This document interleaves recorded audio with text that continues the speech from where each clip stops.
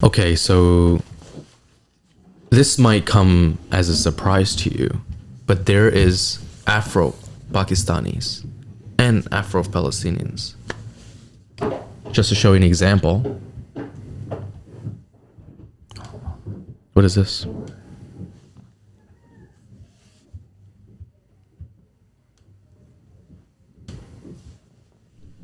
Now, this might be news to some of you, but did you know that Pakistan has the largest population of African descent in South Asia? Afro-Pakistanis are known as the Shidi, and there are between 50 and 250,000 living in Pakistan today.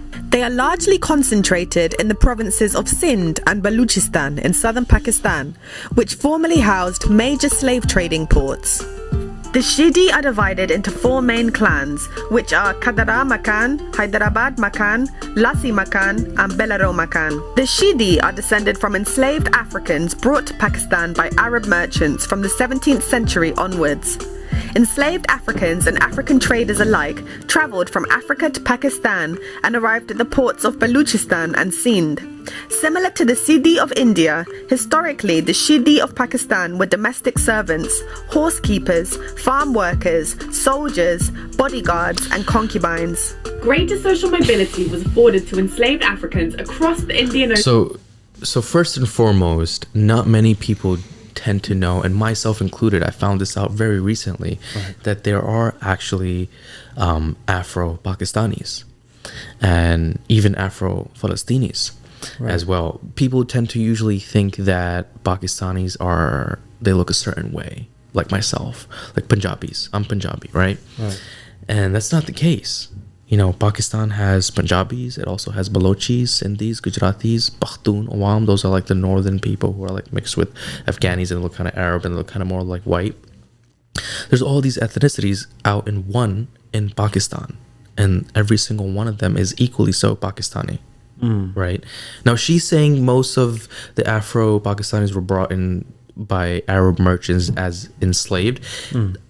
I don't think that this is 100% accurate as that claim. That might be like a Wikipedia search, because the African Pakistanis tend to, the narrative that they have is that they were free men when they were brought about towards the Southeast Asian countries around the year 700s or so. So you're saying that they were there before the Pakistanis? They were there before Pakistan in general was built, which is in 1947. Right. Yeah. So they have been there way prior to the country what we call as Pakistan today, or India. Right. You get what I'm saying? Year 700. Pakistan was just made in 1947. How many years later? 1,200 years? Wow, that's a lot. Is it 1,200? Just about, right? Yeah. Just about. It's a long time ago. So what they tend to believe, and this is what they tend to say as a narrative in their communities and to everyone else, is that they are part of the lineage of Hazrat Bilal, which is one of the companions of the Prophet Muhammad. Okay. Right?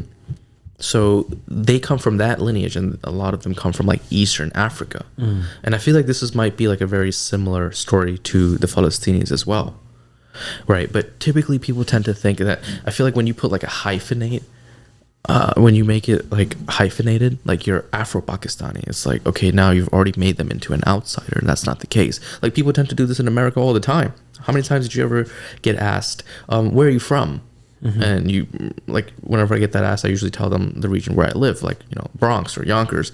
And I always get that question asked one more time. Well, where are you from? And it's like, so what are you saying? They want to know like your ethnicity, right? They want to know which country have your parents come from. Okay, so in that mindset, what is an American supposed to look like? You get what I mean? Yeah. Like being a part of a country is you're literally part of the culture, because everyone's literally an immigrant in America besides the Native Americans. Right? Are the European centric looking people more so American than anyone else? More so than the hyphenated African Americans? No. Right? So everyone's really an immigrant here, but when you belong to a certain culture of that country, that's what makes you who you are. There's many Pakistanis in Australia, Canada, Norway, Sweden, London, but their parents come from that country. The children, the first generation that are there, they've adapted to that culture, and they might have some remnants of their parents' culture, but they're really from that country now. They've adapted. They've adapted. That's it. This is who they are, according to their belief systems, their ethics and morals, and whatever they think is okay and whatever they think is not okay. Yeah, because like, American. let's say when you go back to Pakistan, I'm pretty sure if you drank from their water, you would be sick. Right. Or just you wouldn't be able to, you wouldn't be able to handle the heat. Even if you break your great, I love that you're breaking it down even to your body, your biology, because your gut microbiome has been populated with the country that you're in now. Literally, what you can eat and digest is according to that country now. You cannot even fathom to be okay in that region anymore. I'm sure, like, look at yourself, right? You've been here for so long. You consider yourself an American? Yes. Were you born here? No, I was born back home, but I came here when I was a year. Very young. Very young, yeah. But I'm sure if you go back home now, you feel like, okay, I'm not that Palestinian, right? It's different, yeah. I mean, the way they live, the way I still consider myself from there. Yes, this is my origin. This is the roots. This is the DNA. Yeah. But this is all I know. United States of America. This is all I know. I mean, even the white people here, right? Either you come from Ireland or Italy or England or Polish or Russia, you name it. Now we're like tending to clump people all into this one racial thing and making it that. It's not really that. Mm-hmm. Yeah. So what makes an American, basically? What makes an American? Is it a skin color? Is it no. Is it a certain eye color? It's not. It's the cultural values that you have. It's your own values. Right. And I feel like that goes with every country. Whenever somebody sees me outside, they usually guess like, oh, you're Indian or Pakistani. They usually get it right. But it's like, what does an Indian or a Pakistani look like? That's what we're challenging here. It's not about the looks. It's about the cultural values, because there's people in Pakistan that are black, African looking, right, but they're not African anymore, right. So let's stop hyphenating these humans, right? They're literally Pakistani. That's the same goes. It's funny that you said that. Now, same goes for like Yemen. There's black Yemenis, right? Well, is Yemen considered part of the Middle East, right? Yes. So okay. Yeah. And then same goes for like parts of the Middle East as well. Right. So you have light skin Middle Easterns with green eyes and red hair. Right. And then you have some who are darker skin that look African.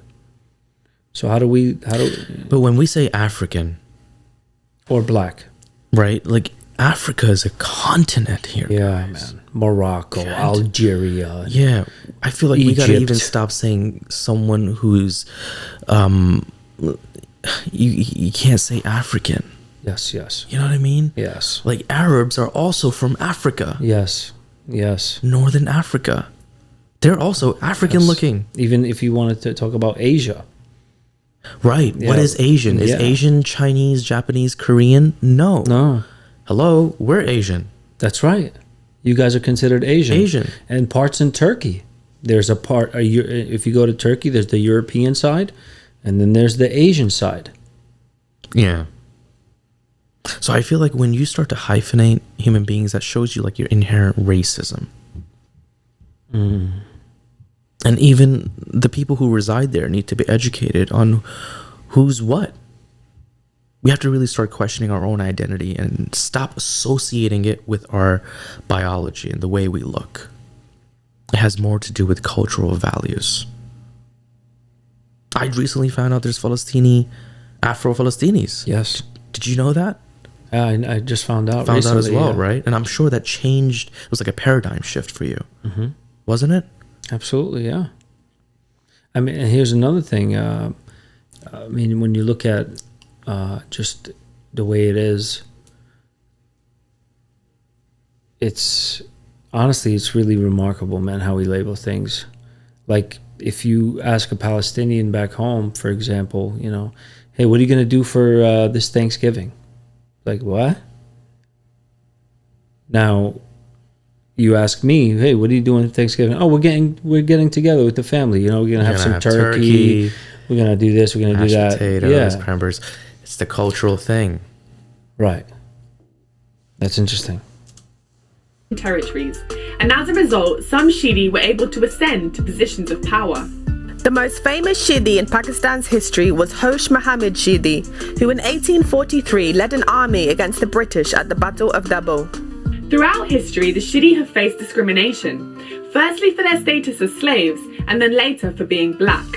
Racial discrimination against the Shidi has continued to afflict the Shidi community since Pakistan came into being in 1947. Today, in modern Pakistan, street names like Mombasa Street in the capital Karachi hint at the African heritage of the region. The largest population of Shidi in Karachi live in an area called Liari. Some words spoken by the community are also derived from African languages such as Swahili. The Swahili word for shield is ngao, which is said gao among the Afro-Shidi, and the Swahili word for moon, mwezi, becomes mwesi. Sadly, the Shidi are largely a poor and marginalized community, living on the fringes of society. However, they have formed advocacy groups, such as the Young Shidi Welfare... Why is that? The discrimination. Yeah. I feel like colorism has been wildly practiced all over the world, and it's been spread by who? Eurocentric human beings. Because of the color of their skin. Yep.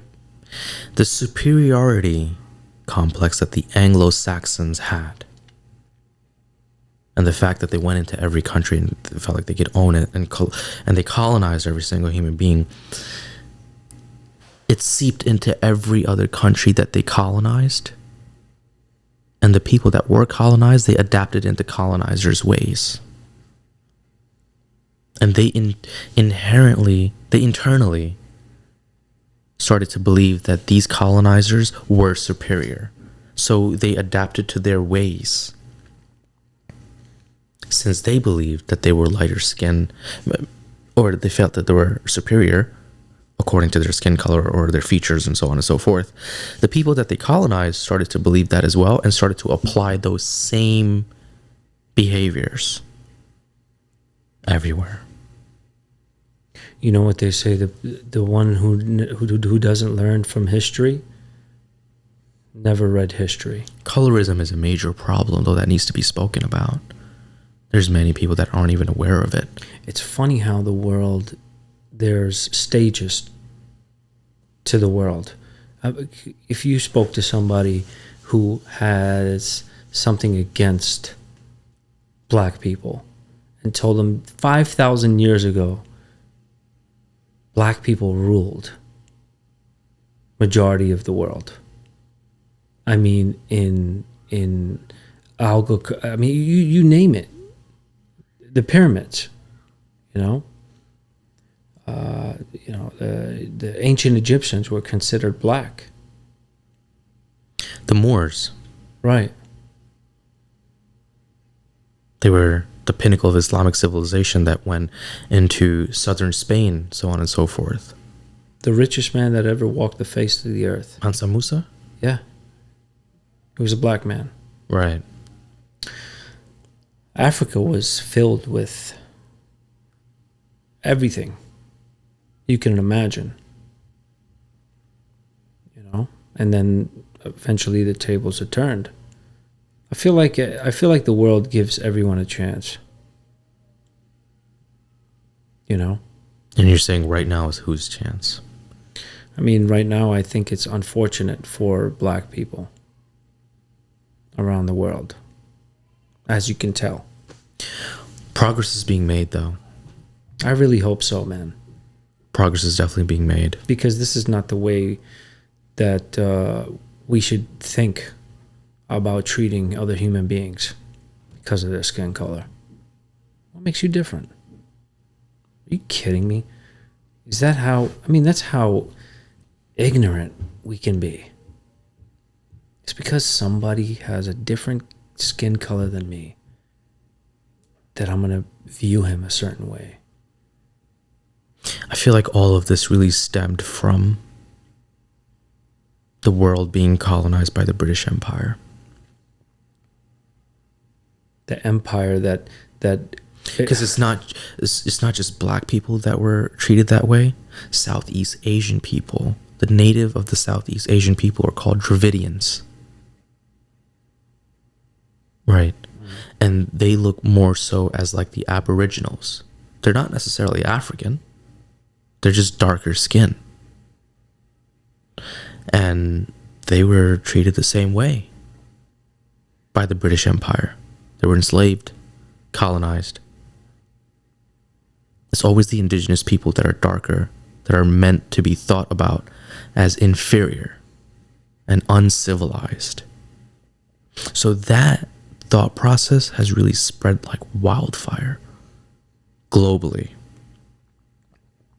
And unfortunately, it has, in the West here, we see it with black people, but it's happening everywhere, all over the world, even on the East with the indigenous people of those lands. Interesting. Okay. That's what I'm saying. And present there is colorism, which is if you're lighter skin, you belong to a superior and higher class. But if you're darker skin, you belong to a lower class. And that's everywhere. It's everywhere. So including places like... China has like major racial videos and advertisements that you'll see. I saw this one video where they show a black man, and then when he jumps into the washing machine, he comes out as a Chinese man, which is not white, but he's just lighter skin. So now he's cleaner. Oh my God. Now he belongs to a higher, more civilized class. I wonder if it's like that in Brazil. Because I feel like the amount of black Brazilians in comparison to lighter skinned Brazilians is just about equal, would you say? Yeah, but I think they went through issues. As they well. had to deal with it, yeah. Think about it. Anywhere you go, you're going to have light skin, and then you're going to have dark skin. Yeah. Anywhere you go. Mm-hmm. Brazil had major issues about that too. Maybe they've made more progress in comparison to the United States. And if we look at them now, they're far ahead of us in that sense, or any other country. But I'm sure they've had their issues. They had to deal with it. And maybe we're just going through it now, and we're going to transcend these obstacles and become a bit more like them. Maybe the skin color issue was also indoctrinated by cultures and traditions and all this stuff, like, you know, the White House. It's present. Or you know, when you get married, you wear a white dress, like one said. I forgot who said it. You know, and I mean, maybe it's just that brainwashing. It is. It shows in the language. Racism. Language. Yeah. Or colorism. Right. I mean, even if in certain cultures, when the bride goes to get married, they put like all white all over her face to make her lighter skinned. Or like the term black magic. As if the other magic Blackmail. is good. You know, blackmail, right. So. Or black cats are like bad luck or something. Oh, it's just... Muhammad Ali was a great Oh my God. advocate against it. So And he was so witty and funny about it too.